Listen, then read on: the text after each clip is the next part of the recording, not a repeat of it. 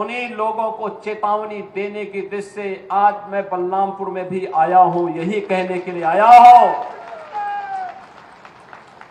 यही कहने के लिए आया हूं, अगर विकास में बाधक बनोगे और विकास की योजनाओं को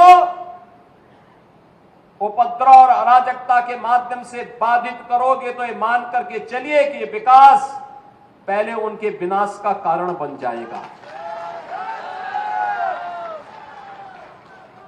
पर्व और त्योहारों के उत्सव और उमंग में अगर कहीं उपद्रव करने का कार्य किया तो ये उपद्रव की कीमत उनको चुकानी पड़ेगी कि आने वाली पीढ़ियां उनकी याद करेंगी कि कैसे होता है, क्या कीमत चुकानी होगी।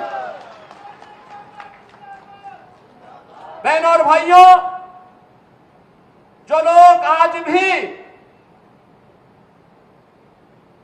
जिन्हें ये सब अच्छा नहीं लग रहा है, जो लोग आज भी किसी गलत मंशा के साथ जी रहे हैं,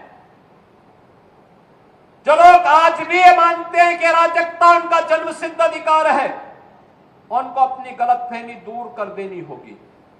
वो अपनी गलतफहमी दूर कर ले। वह समय गया जब समाजवादी पार्टी की सरकार हुआ करती थी, कांग्रेस की सरकारें हुआ करती थी, ये लोग दंगा करवाते थे, आगजनी करवाते थे, बेटी की सुरक्षा में सेंध लगाते थे, व्यापारी के प्रतिष्ठानों पर आग लगाते थे और सरकार इनका आवभगत करती थी। वह समय अब चला गया है। अब ये डबल इंजन की सरकार है। अगर बेटी की सुरक्षा पे हाथ डालने का प्रयास किया, व्यापारी के प्रतिष्ठान में आग लगाने का प्रयास किया, उत्साह और उमंग के उत्सव में कहीं पर अगर अराजकता पैदा करने का और उपद्रव पैदा करने का कुत्सित प्रयास किया तो मान करके चलिए कि ये रास्ता उनका सीधे नरक में जाने का होगा, सीधे नरक में। कुछ लोग रहते भारत में हैं, लेकिन गजवा ये हिंद का नारा लेकर के भारत के अंदर राष्ट्र विरोधी गतिविधियों को बढ़ावा देने का कुत्सित कार्य कर रहे हैं। गजवा ये हिंद हिंदुस्तान की धरती पर नहीं होगा। भारत की धरती, ये भारत के देवीय महापुरुषों, अवतारी महापुरुषों, देश के लिए अपना बलिदान देने वाले महापुरुषों के आदर्शों से संचालित होगा। गजवा-ए हिंद की कल्पना करना भी और उसका सपना देखना भी जहन्नुम में जाने का टिकट का रास्ता पैदा कर देगा। अगर किसी को जहन्नुम में जाना हो तो गजवा-ए हिंद के नाम पर अराजकता पैदा करने का कुत्सित प्रयास करें। और छद्म रूप में जो लोग इस प्रकार की गतिविधियों में लिप्त हैं, वे भी कान खोल करके सुन लें। देर सवेर छांगुर जैसे हाल तो उनके भी होने ही हैं। आपने देखा होगा, यही है ये कालनीमियों का हाल। कैसे छद्म रूप से लोगों में भ्रम पैदा हो।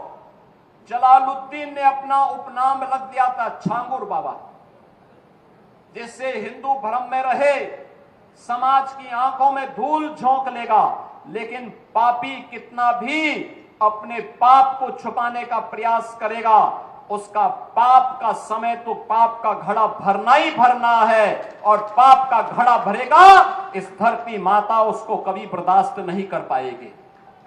और छांगुर जैसे दुष्कर्मियों और राष्ट्रद्रोही तत्वों के द्वारा छद्म रूप से यही कार्य बलरामपुर की धरती से करने का प्रयास हो रहा था। हमें सतर्क होना होगा।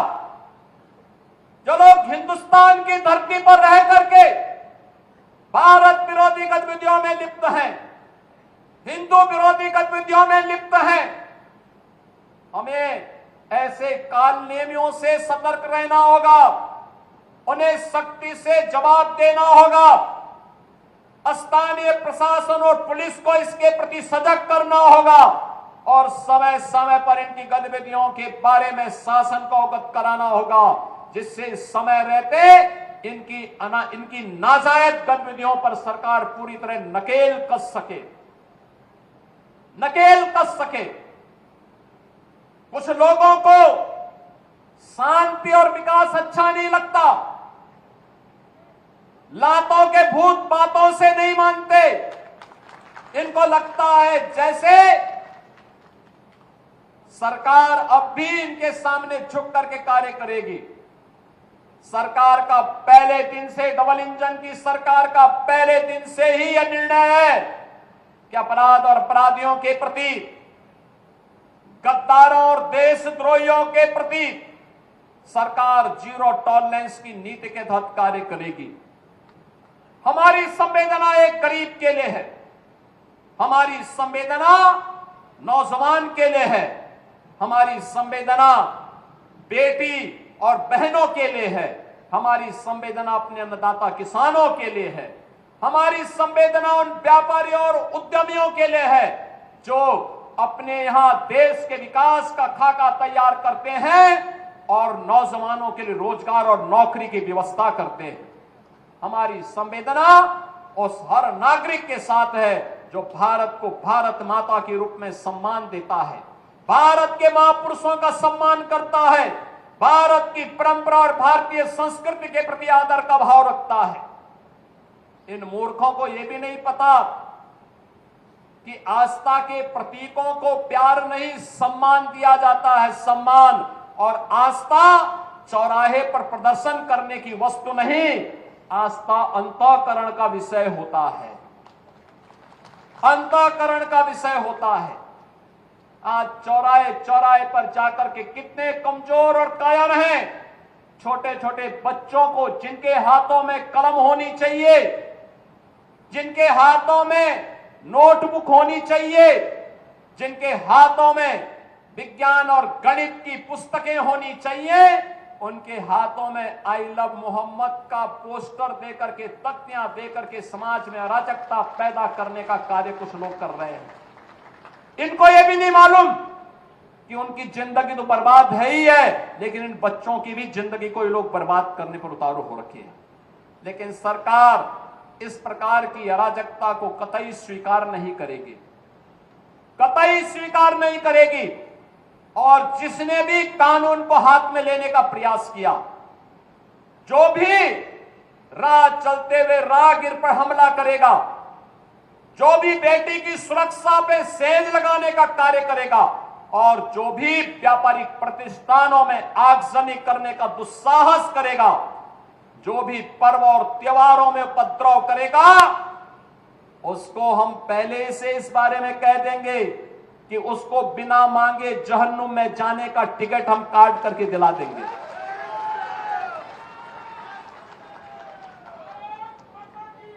इतना पर्याप्त होगा उसके लिए।